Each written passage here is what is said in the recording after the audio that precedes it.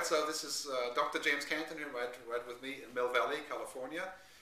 And I'm Gerd Leonhard, Futurist, and we collaborate on speaker missions and our Futurist work. And today we're going to briefly talk about what we think are the key trends in the next 5 years in general, not just technology, but across the board. So why don't you tell us in 2 minutes, tell us quickly what those trends are, and we can ping pong a little bit. Of course, big trend that changes, disrupts, enlivens is technology. And there are 5 key technologies that will transform the future. Now, these are only good for the next 100 years. After that, don't email us. Okay. But it's nanotechnology, biotechnology, IT, neurotechnology, and of course, quantum technology. And everything related to consumers or making products or some kind of services, or actually even the life of organizations, is going to be based on the innovations that will come very quickly, and the convergence of nano, bio, neuro, quantum, and IT are going to transform our world. Everything from mobility to new nanoscale products, molecular manufacturing. So we're in a time of dynamic, disruptive, and I call kinetic change. Okay. I would add to that, from my point of view, of course, technology is the key driver there. But technology is also changing culture. So all of a sudden I call this, I think it's actually an Ericsson header now, is the network society. We're a global village now, as Marshall McLuhan said. We actually are a global village. Look at Facebook, 1 billion people in a village, more or less, right? And it's bigger than most countries are now. So the network society, all the data that we generate, what's called big data, and this is of course a technology-driven thing as well. That data, for example, allows us to say, well, whoever liked President Obama, tell us what kind of food they like. We can find out on Facebook now, right? So big data, technology, mobility.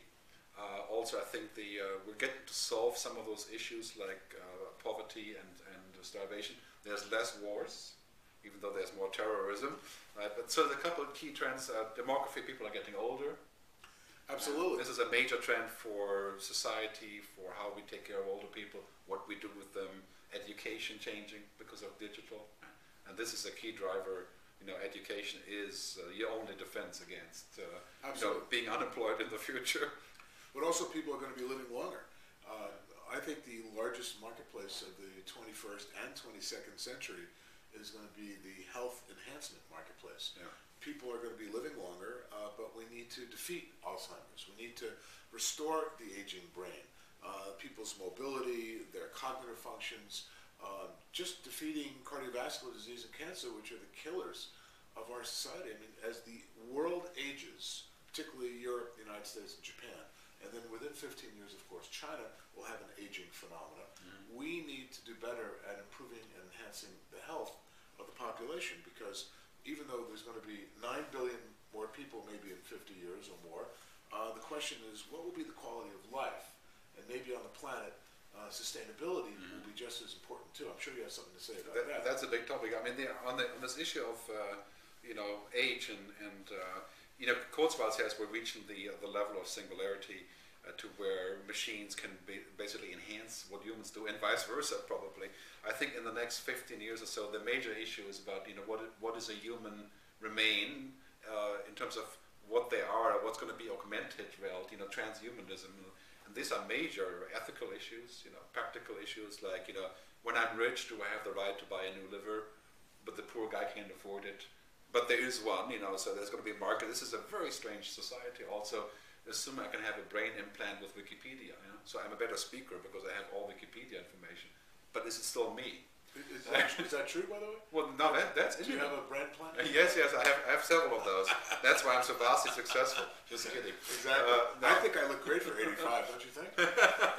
Well, I watched the, what's the Total Recall, the remake. I watched the movie, and I realized, a lot of those things in the movie actually are somewhat true.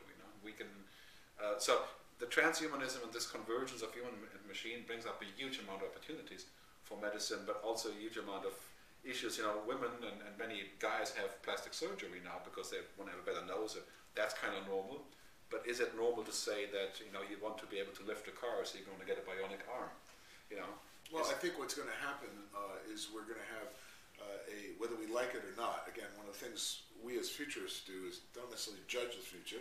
but we report on what we think the future trends are going to be. Yeah. We will have two classes of the world within 20 years. And to a certain extent, we have them today. If you're in the developed world, the affluent world, you have access to statins and blood pressure and better nutrition and, of course, more security. Already, just from having better public health, we've increased longevity from the average age people a century lived to was 40 years old. We've increased it now to in the 70s. It is possible that there will be a new enhancement that will enable you to live middle age, maybe in your 80s or even 100 plus. Well, yeah, my theory is that I think in order to keep this inequality from blowing up the planet, which in a way this is the source of terrorism, of course, right? Ultimately, we have to give some of that to whoever wants it, regardless of the ability to pay. Because otherwise it creates an inequality which creates much larger issues. Right? So the way of solving crime or terrorism is usually more creating an equal opportunity to where people have better things to do than to kill themselves with suicide bombs. You know? So this is a typical scenario I think that we're seeing in the next 20 years. Solving those problems will take quite a bit of vision. You know? It will, but keep in mind, at the same time we have massive innovations exploding, greater enhanced health, greater longevity. At the same time, what are we going to have? In terms of population density, I mean, we've got a billion people on the planet today that can't find a clean glass of water. We have another 2 billion people out of 7 billion that are in poverty. So we're going to have 8 billion people by 2035. To enhance all those people, so they're at the same, so they live just as long as everybody else. That's going to create an overpopulated world where we can't feed, clothe, and provide health care for even 3/4 of the planet. You know, not 3/4, but let's say 1/4 of the planet today. I think we have major global risks that are going to face us, and these are very serious issues. These are issues that will require more than a few futurists to be able to help our clients figure out. We can't solve all those this afternoon. We'll have to use next week for that as well. Maybe. But yeah, I think that there is the issue of water, for example, getting clean water. That is technology-wise a low-hanging fruit to solve. Right? The other issue of having, for example, food. Vegetarianism is going to be a standard, or you're going to eat fake meat. In my view, that's a trend. That we are not going to eat meat like we do today. Whether we like it or not, that's a huge challenge. So, but why? Well, because I think that basically with a much larger number of consumers claiming their right for meat and the production of meat being very involved and very extensive, you could do it in Argentina when you have wide open spaces. But in Germany or so, then it's quite clear that the meat eating is or fish eating, because of the overfishing, is we're going to have to find other solutions. But the other point I want to discuss briefly was the sustainability and I call this the green business future. I think a main trend that we see in our work is that every single company is interested now in being more, doing the right thing and making money.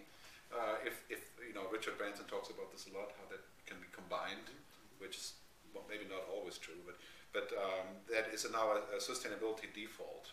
So I think in 5 years there won't be a company around that is not going to be really responsible. They'll be gone. Social accountability.